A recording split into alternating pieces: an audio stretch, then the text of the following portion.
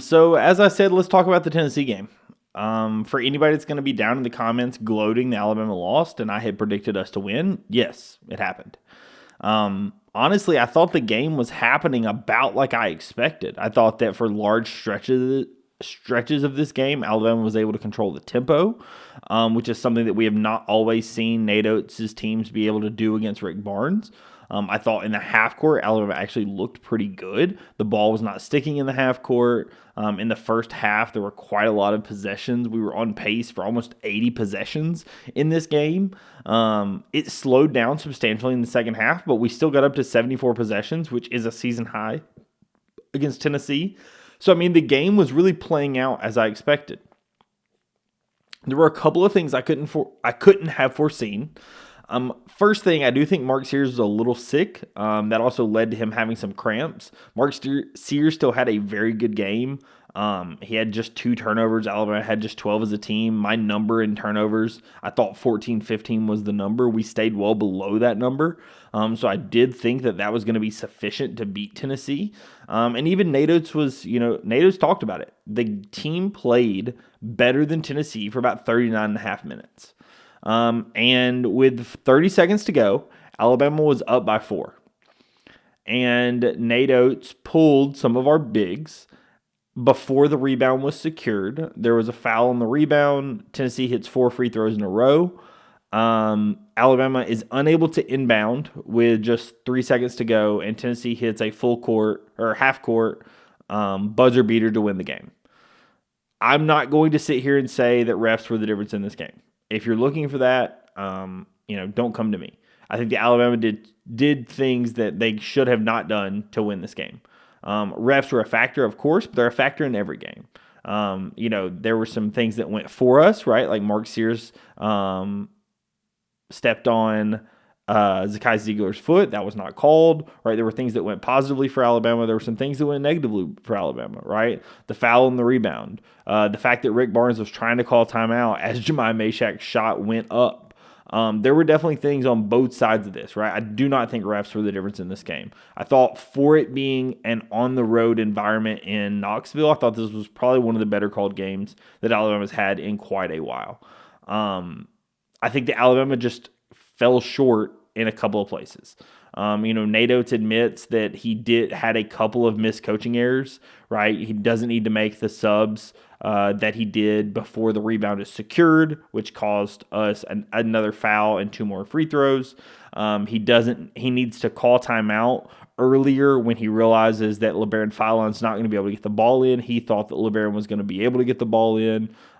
There's some video of like, hey, did it get the 5 seconds or not? It looks like it was 5. The way the ref was counting, it was a little slower, but it does look like it hit 5 seconds, right? Just straight up, there were a few different things in this game that Nate, admits that he had a bit of coaching malpractice at the end of this game. It happens, right? I'm not going to sit here and say that, oh my gosh, Nate Oates has to go, anything like that, right? I do think there's some things that have to be cleaned up, right? Inbounding the ball has been an issue for years, honestly, under Nate Oates. It was something that I hoped was going to be better under Ryan Pannone.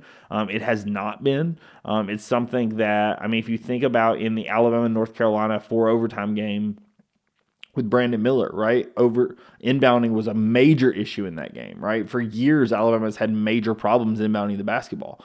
So this is something that I personally think Alabama needs to work on, no matter if this game had happened or not, right? Those specific end-of-game scenarios and just specific scenarios in general, I do not know that Alabama practices as often as they should, right? I have noticed, we talked about some fundamentals. I have noticed some more guys being willing to inbound the ball when it relates to moving quickly, but the specific late game scenarios or, inbound or under basket out of bounds, sideline out of bounds, those things I do think Alabama has to work on. And based on the conversations that you're hearing out of Nate Oates and what he said in the press conference, I do think that's going to happen. I have no reason to suspect that it's not. So I'm going to take that with a positive light. I'm not going to worry too terribly much about it. I do think it needs to be cleaned up before the tournament, but, I feel confident about what I saw in Knoxville. A couple of things also before we get into the player-by-player breakdown. There was something, and I want to pull it up really quick so that I can credit Brian Pasnick with the tweet. He tweeted out on the second, unpopular opinion due to all the emotions from the game. I really like the way we're playing right now, right? And I agree with that statement, right? I agree with the statement that the way Alabama is playing basketball currently actually gives me a lot of hope for what can happen in March, what can happen on Wednesday, what can happen on Saturday, what this team is capable of. I thought that the defense that Alabama played was actually very good against Tennessee. Alabama had 8 steals, 5 of which were from LeBaron Philon. I thought Philon was probably Alabama's best player on both ends of the floor. If you're talking offense and defense, I think Philon was that guy. I thought that Alabama in general played very well. I thought that we left some shots at the free throw line that you just can't miss. The free throws actually ended up basically being the difference in the game. We went 17 of 26, whereas Tennessee went 19 of 26. The big issues in this game were actually the last 7 seconds of each half. Alabama gives up a foul and one to Chris Youngblood fouls on an and one at the end of the first half, and then obviously the game winner 3-pointer to end the game, and that's 6 points in 15 seconds. That if Alabama just isn't lazy and pays attention to what's happening, I think Alabama doesn't give those up, and then Alabama inherently probably wins this game, right? Those are difference makers and specific moments where Alabama can play better than the other team, but all they have to do is execute in a specific finite amount of time, and they can win the game, right? And it happened, right? It was really the difference in this game. A few moments led to Alabama losing this game. But I do overall think that Alabama, I feel positively about what I think about this team. I thought the defense was better with switches and better just overall, more like what you saw in that Mississippi State game that I was looking forward to seeing. I thought that Alabama handled Tennessee's physicality actually fairly well. I thought that overall Alabama actually was the team that I wanted them to be. Grant Nelson had 12 rebounds, and he had not been playing particularly well. I thought Jaron Stevenson honestly played pretty well. He got hit with the foul at the end of the game, but Jaron Stevenson hits a 3. Jaron Stevenson gets 3 offensive rebounds to lead the team, right? I thought some of these guys actually played fairly well. Did we miss shots? Sure, but Alabama shot 37.5% from 3. Completely fine, right? We only got 24 off, which is a little less than what we typically would want. But Tennessee does a better job against Alabama actually holding us to less threes. Overall, they don't do a great job, but I think they do a better job against Alabama holding us to threes because they know that's what so much of what Natos wants to do. I thought that Mark Sears playing through the cramps and such, I thought that he was solid in this game. I didn't think that it was something that led me to be concerned. I do think that in the second half, it obviously made a lot more sense for us to have LeBaron Philon running the point instead of Mark. I think Mark playing off ball has been getting him much better looks, much better opportunities. I think that just overall, in key scenarios, I think you want the ball in Mark's hands, but I think the offense and the team plays better when the ball is not in his hands. Not to say you can't get him the ball in certain moments in the shot clock and such, but I do think that at times you just need the ball to be in LeBaron's hands or the ball to be in Aiden Holloway's hands. In this game, I thought the ball just needed to be in LeBaron's hands. He was playing absolutely incredibly. Overall, I thought that he was a difference maker in this game. I do think that there were some things, obviously, Alabama could clean up. 12 turnovers is better than what we had been playing. Obviously, you can still clean that up a little bit. I thought that overall, though, Alabama actually played very, very well. I think this is the kind of game that if this game is on a neutral floor, Alabama wins this game by somewhere between 5 and 8 points, which is very good to know because Tennessee is right at that borderline 1 to 2 seed range, right? So if Alabama played well enough to win this game on a neutral floor by 5 to 8 points, you have to like where you're at, right? Can you be upset with what happened in the game and still like where you're at this point in the season? I think so, right? By all means, I'm very upset that this happened. I was in Mobile at Mardi Gras. I had my iPad watching the game. I was not going to miss any minute of it, and it felt like Alabama let this game slip out of their fingertips. And for multiple moments in this game, Alabama just had it in complete control. Alabama had a 9-point lead at one point, and it really felt like Alabama was going to run away with it. And Tennessee, to their credit, just kept clawing back. They had some guys that don't always hit three-point shots that were hitting shots. Jemai Mashak's a pretty good three-point shooter, not the best. Just doesn't take a lot. He does hit a big shot in this game.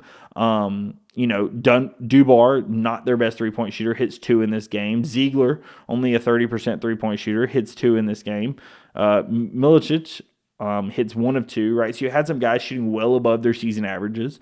Lanier, Alabama, actually did a pretty good job on. We held their best three-point shooter to just 25%, but overall, I thought the Alabama's game plan was pretty good.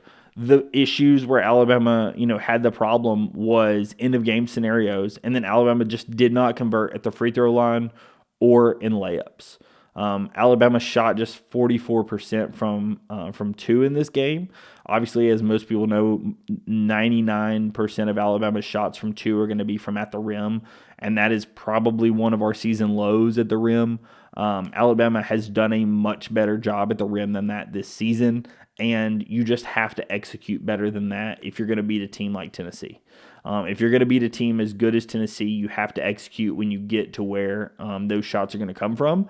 And unfortunately, Alabama just didn't, right? So that causes Alabama to lose this game. That causes Alabama to now have to win either against Florida or Auburn or potentially both, but at least one of the next 2 to be able to be secured for a double bye in the SEC tournament, right? As of this current moment, Alabama is sitting at 12-4, tied with Florida, and just 1 game above Tennessee, sitting at 11-5. So again, if Alabama wins one of the next 2, then if Alabama beats Florida, then they would be guaranteed a double bye because they would hold the tiebreaker over Florida. If Alabama loses both of the next ones, we potentially would be playing on Thursday with Missouri having that tiebreaker over us, right? So there are some scenarios that could play out in which Alabama does not have the double bye on lock at this point. Auburn has fully won the conference, but there are some scenarios in which Alabama potentially loses the double bye if we do not win either the Florida game or the Auburn game. Florida being slightly more important due to the fact of the tiebreaker, obviously the Auburn game for bragging rights. So that's what I have to say about the Tennessee game. I know there's a lot of information about this game. I thought that this game was a fairly well-played game by Alabama. Obviously, the execution in key moments is something that's going to have to be talked about, and for good reason.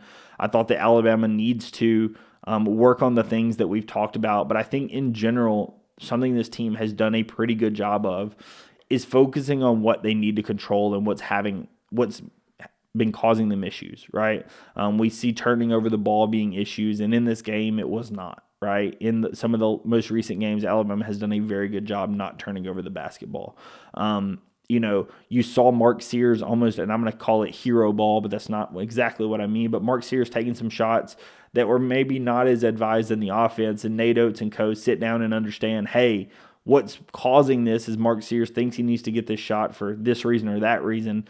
He's actually getting better shots when we have LeBaron Fallon or Aiden Holloway running point and Mark playing off ball a little bit. You have multiple creators, and it's working better. Mark has some of his best outputs of the entire season. He's playing better on both sides of the ball because he's also not having to do quite as much on the offensive end.